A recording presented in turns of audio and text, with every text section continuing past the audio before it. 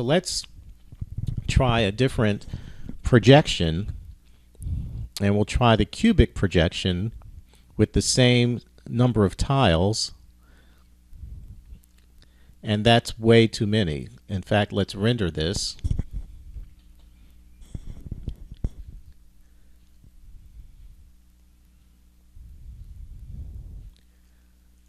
So let's go back to, we'll set this at 1 and 1 with a cubic projection.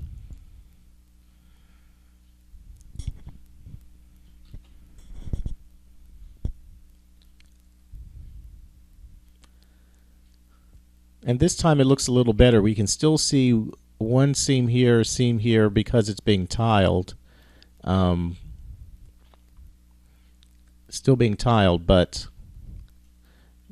actually the projection on this surface is better now because it's more closely related to the type of surface this is. We had a cubic projection map, and we're projecting the map onto a cube. So the projection is actually a little bit better here. There isn't quite as much stretching. We still see a couple of small seams here, but it's not as bad as it was before.